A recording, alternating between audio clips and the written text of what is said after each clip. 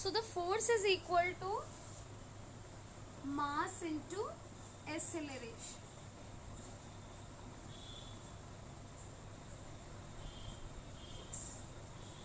Now we are going to discuss what is SI unit of force. The SI unit of force is Newton. So SI unit of force is Newton.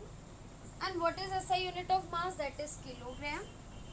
And what is SI unit of acceleration? That is meter per second. So 1 Newton force will be equal to 1 kilogram into 1 meter per second. It means that 1 Newton, what is the definition of the 1 Newton? 1 Newton is a kind of force which produces acceleration of 1 meter per second square when it is applied on the body of mass 1 kilogram. अगर 1 Newton एक ऐसा force है जो कि 1 metre पर second square acceleration produce करता है जब वो एक ऐसी बॉडी पे अप्लाई करता है जब उसका मास जिसका मास 1 kilogram. Okay, now what is the unit of force in CGS system? So for converting into CGS system, we have to convert kilogram into gram and the meter into centimeter. The unit of force in CGS system is dyne. Okay, so how many grams will be there in 1000 gram? That is 1 kilogram, that will be 1000 gram. And how many centimeters will be there in 1 meter? That is 100. So 1 Newton will be equal to 1000 into 100 gram centimeter upon second square.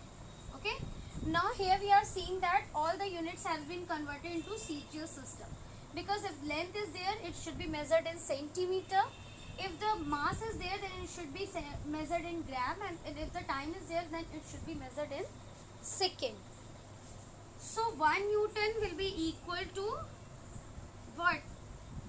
1000 into 100, it means that 10 to the power 5 gram centimeter upon second square, that is CGS unit, and the CGS unit of the force is dyne. Okay, so how many dynes are there in 1 Newton force? 10 to the power 5 dynes are there in 1 Newton force. Now we will discuss, is the force a vector quantity or a scalar quantity? So the force is a vector quantity, because whenever we are applying the force, then the force always applies in the particular direction, just like a gravity always acts in the downward direction. So it has magnitude as well as a direction, so it is a vector quantity. So of course the force is a vector quantity. Now we will discuss the relationship between the acceleration force and mass. We know that the force equal to mass into acceleration. If we are calculating the value of acceleration from this one expression, then it will become force upon mass. So the acceleration is what? Force upon mass. And we know that if the value of the numerator is greater than the value of the denominator, okay, if we will increase the value of numerator, then the value of the whole fraction will increase, and whenever we are increasing the value of denominator, the value of whole fraction will decrease.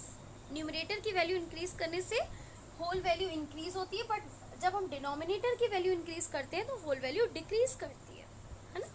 Just like 1/2 है, और आपने suppose denominator को increase किया तो 1/3, इसकी value होगी 0.5 और इसकी वैल्यू होगी 0.33. तो of course you have seen that whenever we are increasing the value of denominator, the value of the whole fraction decreases. Okay, you can finally we can conclude that on increasing the mass of a body, the acceleration will decrease. The acceleration produced in the body will decrease.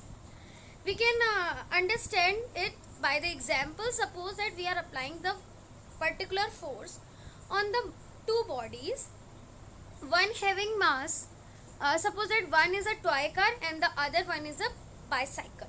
So of course the mass of the toy car is very less than in comparison to the mass of the bicycle.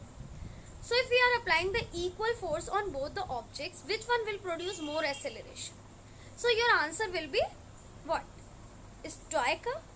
Okay, two things are there. If their masses are different and we are applying the force, then the body having less mass will acquire more acceleration. Acceleration is what? change in velocity. So in which object change in velocity will be greater? Of course, which is having lesser mass. जिसका मास कम होगा उसमें ज़्यादा velocity change होगी, उसमें ज़्यादा acceleration होगा. So we can conclude that the greater the mass of an object, less will be the acceleration produced. Okay. So on increasing the mass of an object, the acceleration produced in any object will decrease. But what about force?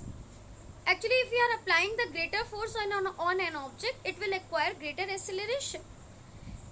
If you are applying the 15 Newton force on the pedal of one bicycle and 10 Newtons force on the pedal of the other bicycle, then of course which one will acquire the more acceleration, in which this change in speed will be greater? Of course your answer will be 15 Newton. It will acquire more speed because the force is greater. So on increasing the force the acceleration will produce in the body can also be increased. Okay. So if we are applying the greater force on an object, then its acceleration produced in object will be greater. Okay. So that is a relationship between the acceleration, force and mass. So finally we have understood this one concept also. And next time we will discuss the numericals based on the Newton's second law of motion. Thank you, students.